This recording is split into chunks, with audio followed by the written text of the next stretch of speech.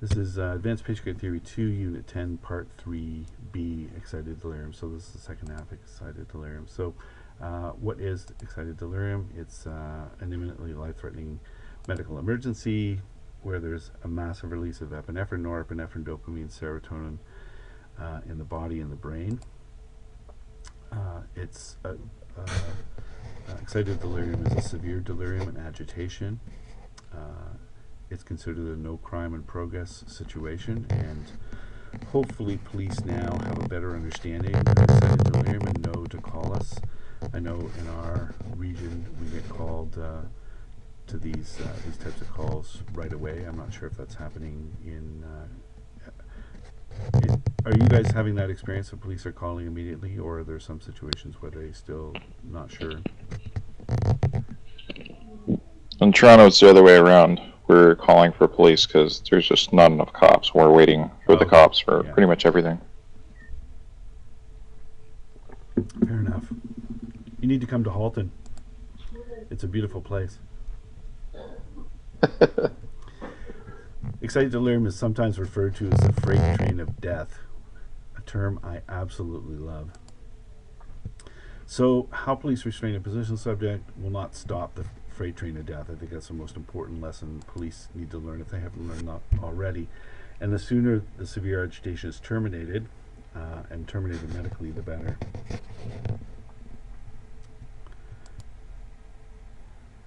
You'll take downtown Sudbury over East Oakville? What? Come on. So these patients require sedation and transport. So what's the diagnostic criteria for excited delirium? So there's some characteristic behavioral components which separate it from just pure agitation or anger issues. So there's severe agitation and confusion, confusion being one of the hallmarks. They can't be reasoned with, that's important. There's a metabolic acidosis, which obviously we can't ascertain. We can only infer based on what we see in terms of clinical presentation. There's a hypothermia component. There's usually some identifiable cause, although it may not be immediately identifiable. So stimulant drugs, the most common. Psychiatric disease would be less common, and alcohol and medical problems rarely the cause. So central nervous effects, so what happens is there's a change in the dopamine transporter and receptors. There's a high release of neurotransmitters, which accounts for the behavioral changes, accounts for the hyperthermia. And there's a delirium component, so sometimes described as the patient being off the track. There's severe confusion, cloudiness of consciousness, shifting of attention, so they have difficulty focusing on one thing or another. There's a disorientation, hallucinations, rapid onset with a relatively short duration. When we say short duration, that can be minutes to as much as an hour. And there's extreme agitation, aggravated by efforts to subdue or restrain the person. They're not likely to comply with one or two tasers, and hopefully paramedics are on the scene by then. They should be tasered, basically restrained, assessed, treated, and then released. They often have kind of a pressured speech or grunting, inappropriate words, and flight of ideas. Emotions may be very labile. They typically exhibit violent or aggressive behavior, sometimes towards inanimate objects, especially bright things really bother them, so they tend to smash glass and mirrors. It's one of the hallmarks of excited delirium. Violence towards themselves and towards others or police, and as I said, they can't be rationalized with, so they'll be non-compliant with requests to desist.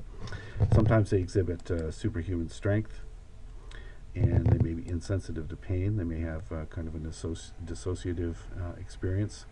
They're going to be hyperthermic, and so they're going to have a very high body temperature sometimes as high as 45 degrees Celsius.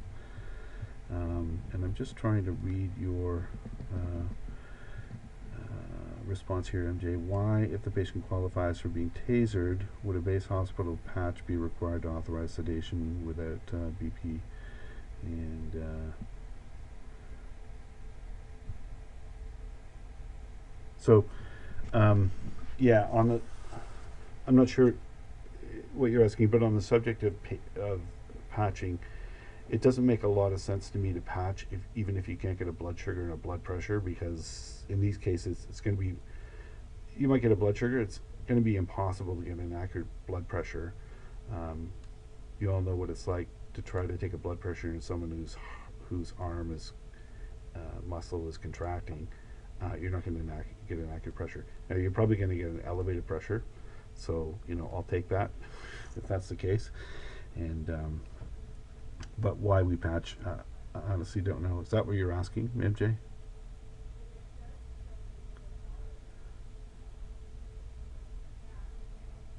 Yeah. Okay. Fair enough. I think that's a flaw in our medical directive. I think they come from an ER perspective where you've got 10, 12 people holding the patient down, but they're all medical professionals. It's not the same as 10, 12 people holding the patient down and there are only 2 medical professionals on the scene, where you can't get at extremities.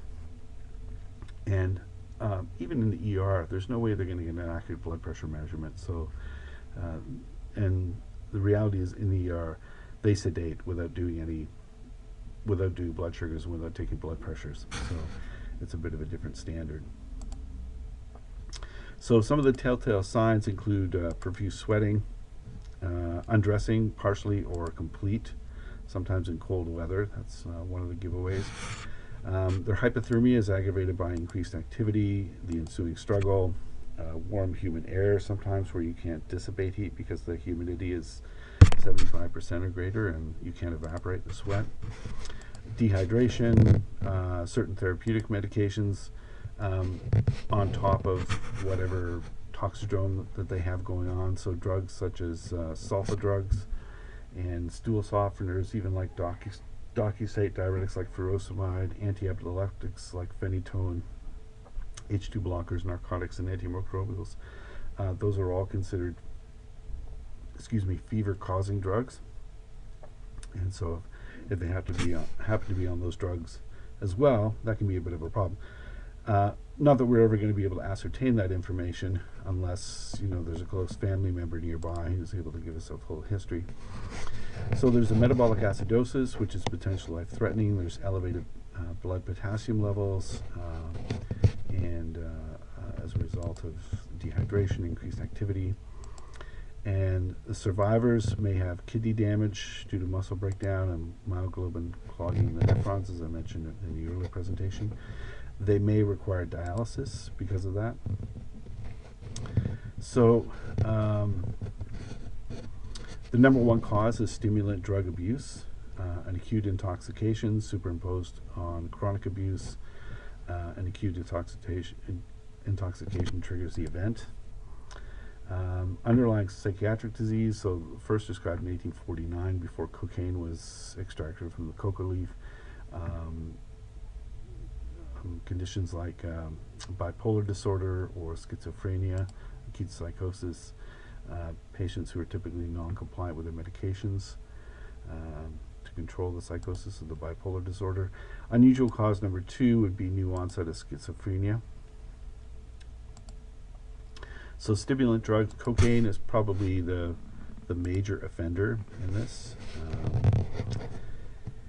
And cocaine use is on the rise right across Canada and the United States. And toxicology studies show that low to moderate levels of cocaine can cause excited delirium, and high levels of, I can't even pronounce that word,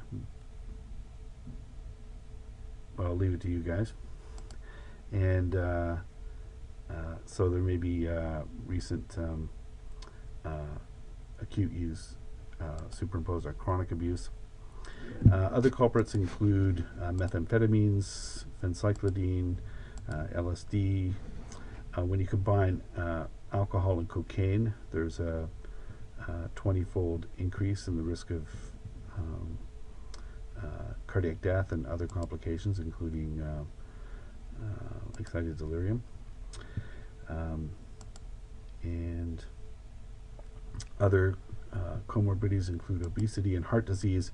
And a lot of drug abusers, and I haven't had that many, I'll confess.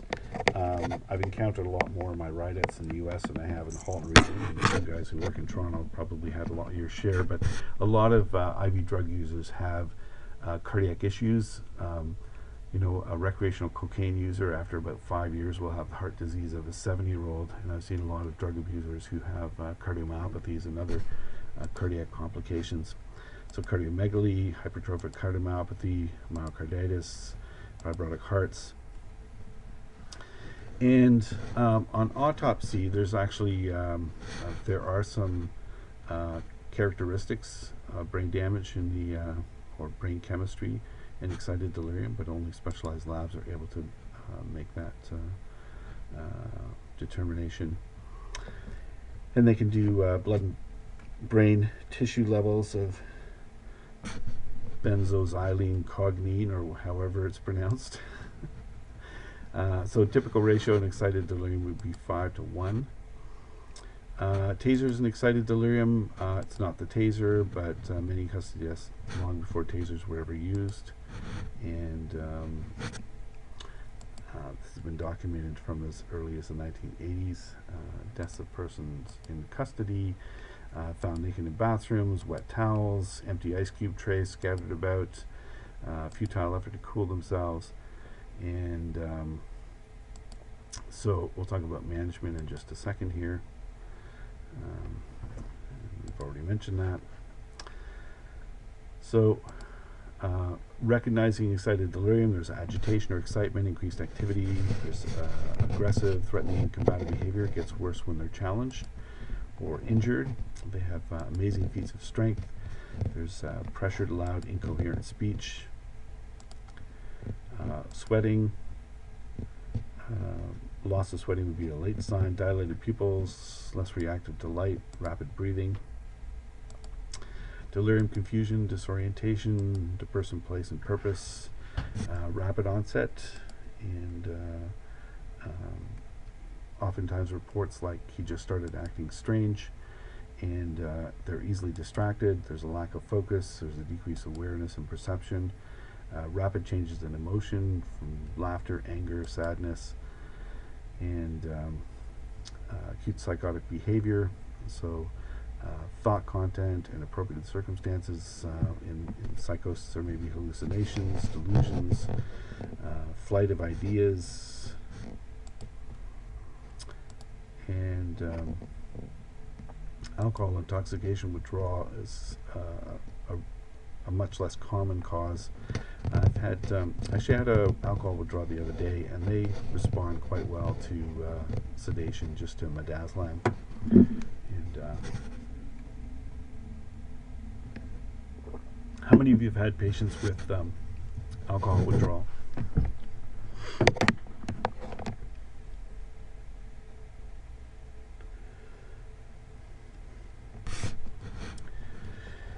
So the good news is, as an ACP, you're going to love having midazolam, because you get these patients who are really agitated and restless, and they're saying things like, "I'm going to die," and you call in an order for midazolam, and they settle right down.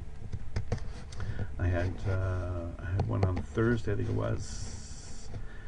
A guy in his early 50s, alcoholic, was in withdrawal. Felt like he was going to die. I patched for an order. The base hospital doc had no time for me whatsoever, which was really sad, actually, because I knew this guy from years ago and said, "Hey, how are you, blah, blah, blah," and he said, "What do you want?" And so he gave me an order for 3 milligrams, Q5 minutes, PRN. And if you don't have an IV in place and you're patching for an order, make sure you get an order for IN as well, in case your partner doesn't get the IV line in, because you don't have to patch back. Other drugs use problems, so cocaine, psychosis, pure psychiatric disease, head injury, dementia. We generally don't sedate head injury, so you want to make the distinction between something like an alcohol withdrawal and head injury. Hypoglycemia, we want to rule that out, obviously. Hyperthyroidism. And the alternative strategy would be to attempt a verbal de-escalation, but you'll find very quickly with excited delirium that you can't reason with those patients. And it's important, if police in your area don't understand, that we need to educate them to call us, and generally they're more than happy to call us and get us involved. Administer sedative, back off, and now a single dose of 5 milligrams or even 10 milligrams of midazolam may not cut it, and so that's a tricky part. You may have to give repeated doses. So once they're calm, can you transport them without restraints? What are your thoughts on that?